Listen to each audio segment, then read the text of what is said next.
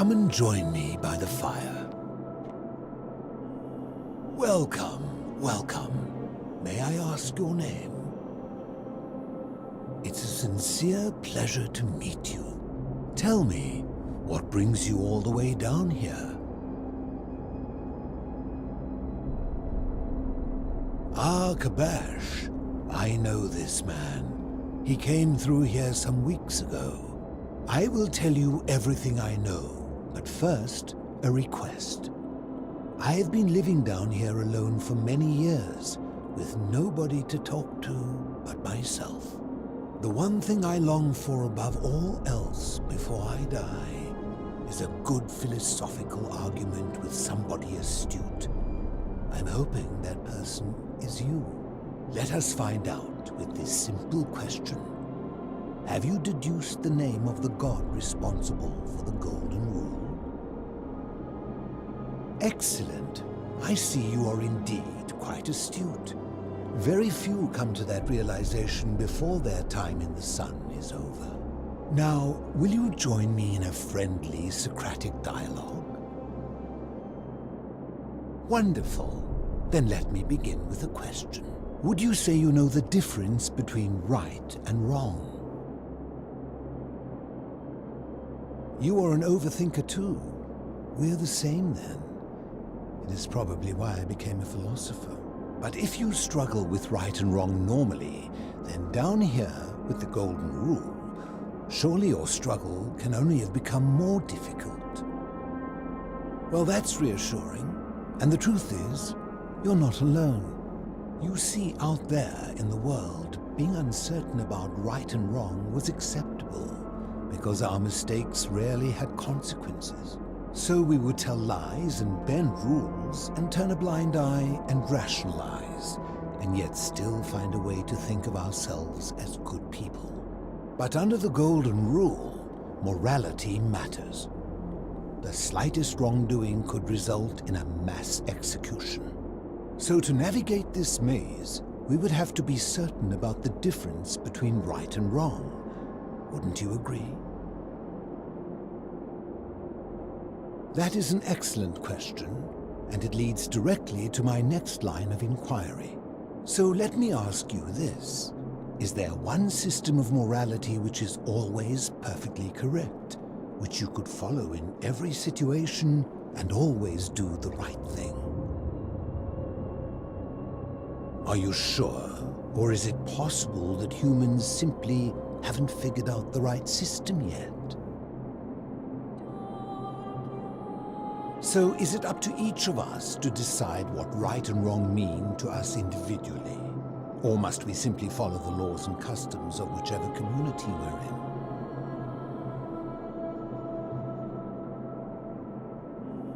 in? So if a man feels that stoning to death his unfaithful wife is right, then is it right?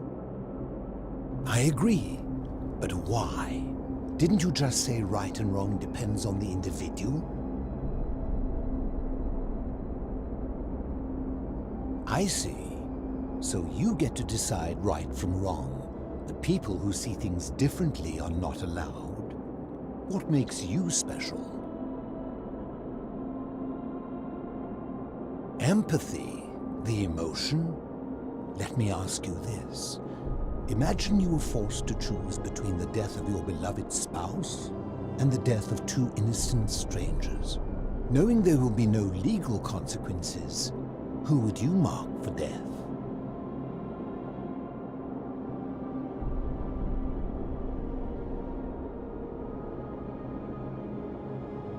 A high-minded ideal, but I'm not sure I believe that.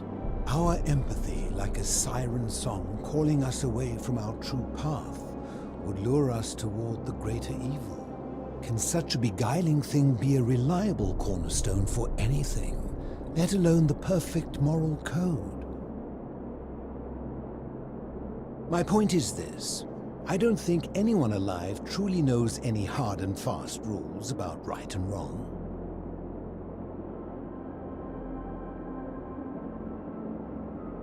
Surely you would agree there are circumstances where an exception may be made, such as where it is necessary for self-defense or to prevent a greater evil. For any rule, you can imagine there are countless situations in which that rule may be suspended, and those situations are impossible to codify. If there is one thing I have observed about rules, it is that virtuous people do not need them, and evil people will always find a way around them. And so we must accept our limitations, and the sad truth that no human society will ever achieve the utopia for which it strives. In mathematics, we would call it an asymptote, a line that can be approached but never reached. Because the only way to create a utopia is with the ever-present threat of force, such as the Golden Rule. This and no other is the root from which a tyrant springs when he first appears as a protector. And life under tyranny is no utopia at all. I'm glad to hear that. In any case, thank you for humoring an old man. I would be happy to answer your questions. You mean, how did I end up living alone in this cave with nothing but these relics of the past for company? It's a long story. I was a quarrelsome young man. At 19, I left Corinth for Rome to study rhetoric at one of her finest academies, so I could argue more forcefully. Back then, I used to enjoy verbally sparring with everyone I could, and I was good. One night, I found myself in a tavern in an argument with a drunk mercenary. It became heated. He drew a gladius, and I won the argument, but lost my life.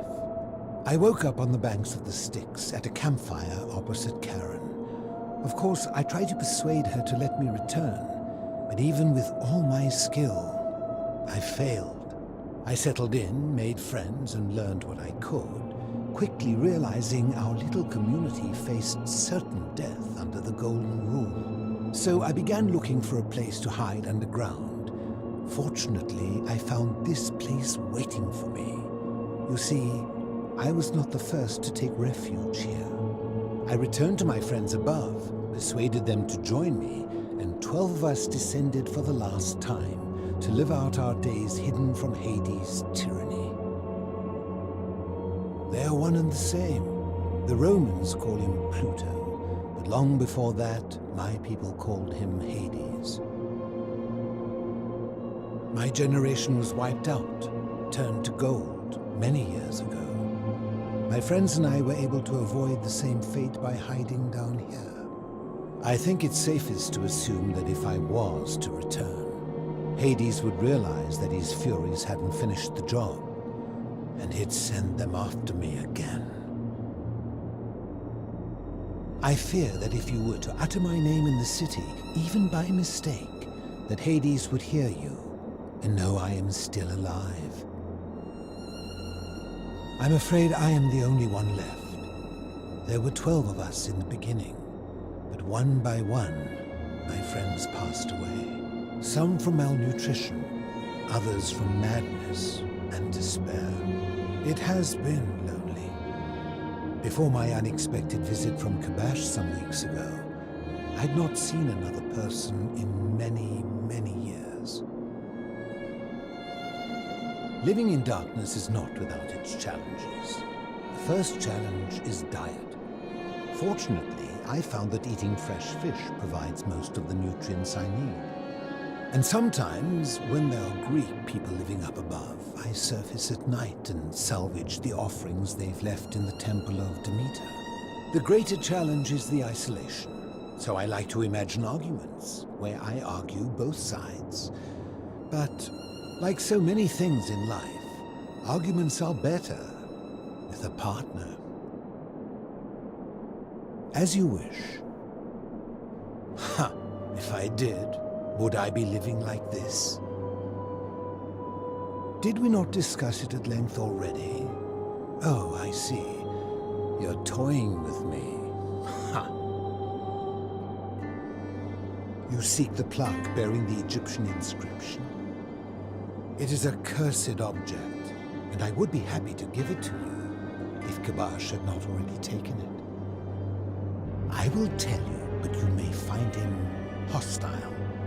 To prepare for your encounter, there are certain things you must know. Very few know this, but before the Romans came to this city, it was once entirely Greek.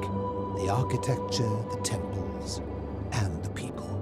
When the Romans came, in typical fashion, they claimed it as their own, built over everything that could be built over, and renamed the things that could not. Thus, the Shrine of Persephone became the Shrine of Proserpina. And when they found an obelisk bearing the name Hades, they tore it off and replaced it with Pluto instead. And the city's dwindling Greek residents, witnessing this compulsive Roman conquest, decided to preserve what they could of their heritage. They gathered their art and valuables, secreted them away through the Temple of Demeter, and hid them here, out of reach of the Romans. I'm getting to that. You see, it was among these old Greek relics that I found the thing you seek. An even older plaque bearing an Egyptian inscription. We had no idea until years later when the first of my friends began to die. As a result of their deaths, we began to dig catacombs branching off from this cavern to lay them to rest. We extended the tunnel so far that we accidentally discovered another, an even older tunnel, which somebody had gone to great lengths to keep hidden. Suddenly it made sense why there was an out-of-place Egyptian plaque among our people's possessions. You see, we proud Greeks had thought the Romans beasts for stealing and corrupting our heritage. But it turns out this game has been going on much longer than any of us imagined. I think it is best you head through the catacombs and follow Kabash's trail. There are certain things you must see for yourself. Take this key. You'll need it to open the gate. I enjoyed our chat, but please, keep my presence here a secret, yes?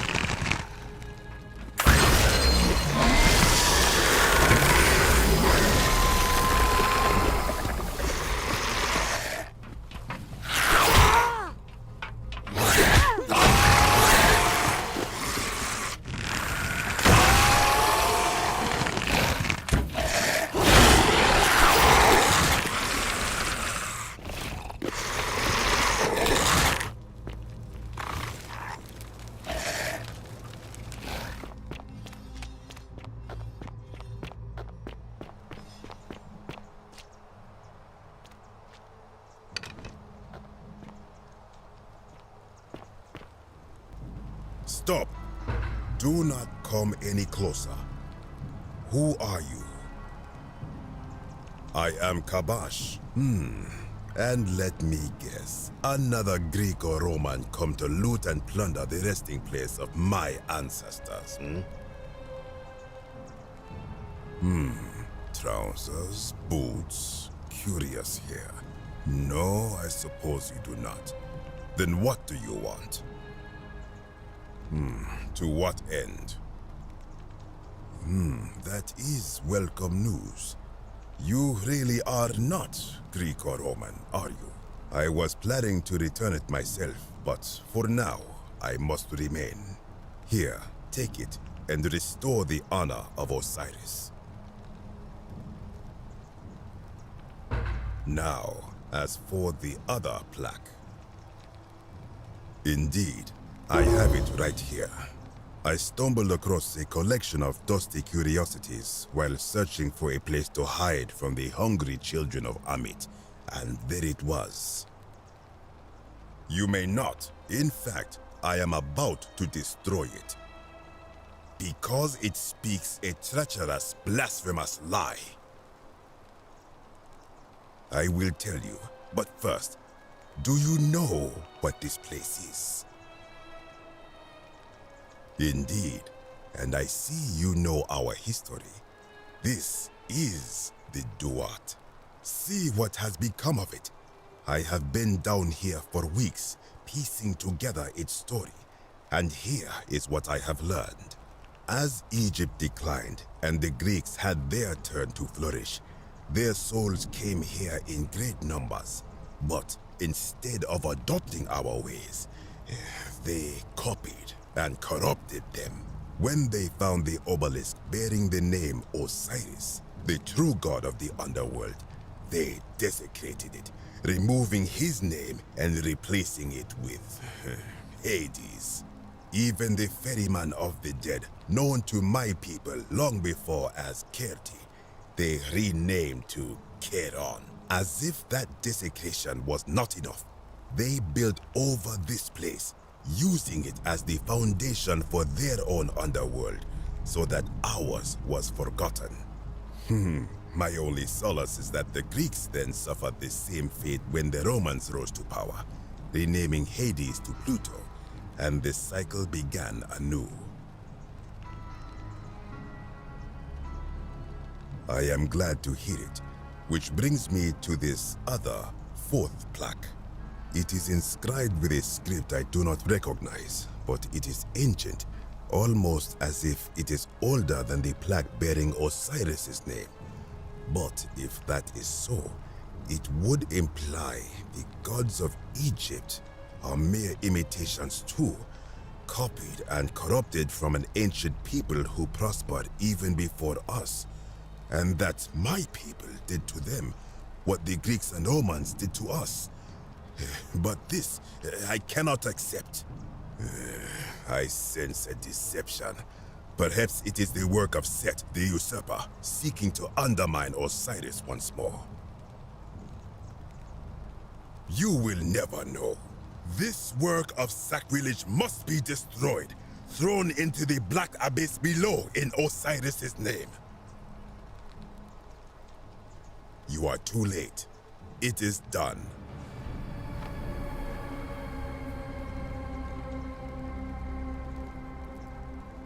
It could not have gone any other way. It was Osiris's will. Now, the thing of evil you sought is gone. Why are you still here? I do not know. What could possibly lie beneath the underworld? Perhaps it is infinite darkness. Perhaps it is the lair of Amit, the devourer of souls. All I know is, it would be unwise to venture down there. Most unwise. I think if someone is to break the golden rule, it will not be me, for I try to live as I always have by the command of the goddess Ma'at. Do to the doer to make him do. As for the punishment that will come from it, I finally understand why it has long been said among my people that gold is the skin of the gods. Good. Be gone from this place. Wait. You are planning to go down there. I see it in your eyes. You would plunge into the depths of the Duat with no way back up. Madness. We shall see.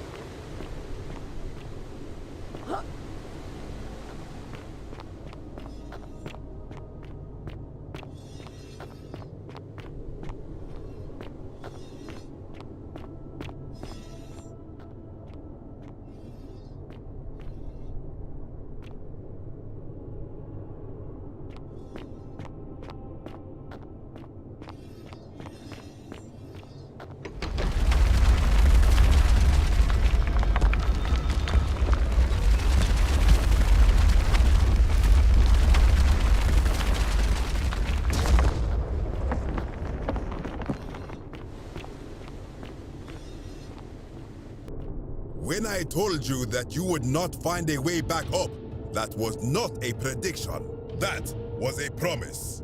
You will die here. I disagree.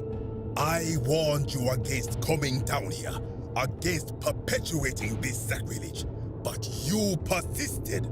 You have undermined and dishonored the true God of the underworld. How did you think this would end, if not with bloodshed? Very well, I will listen. But if I sense deception, or if you further insult my gods, I will carry out my threat. So tell me, why should I let you live after you salvaged this instrument of blasphemy? Then you admit it. You wish to destroy the sacred beliefs of my people. I will not allow this. Many of my ancestors endured great hardship to live good lives so that we may descend to the Duat in death and be judged accordingly. We prepare to have our hearts weighed on Anubis' scales and to swear ourselves innocent of sin before the 42 assessors of Ma'at. And yet, I arrive here to find the Book of the Dead contained only a seed of truth. And now, I ask myself, did our priests steal and embellish the stories of an older people and feed us lies all our lives simply to trick us into obedience?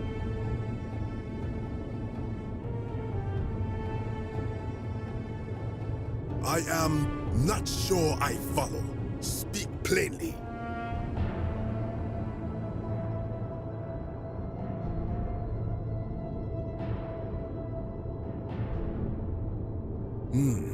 Perhaps there is some truth in that.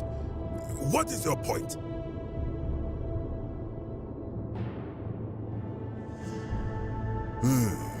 You are persuasive. Very well. I will let you live, and you may do what you will with that plaque. I will remain here for a while, and attempt to learn what I can about the foundations of my people's beliefs. Go.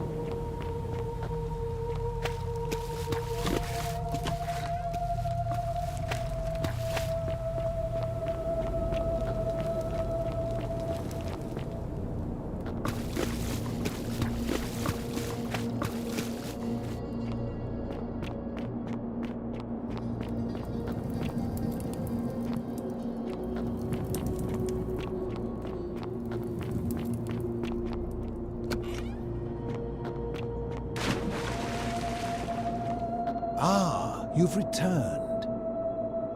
Good to see you again, friend. Did you find what you need? I enjoyed our chat, but please, keep my presence here a secret, yes?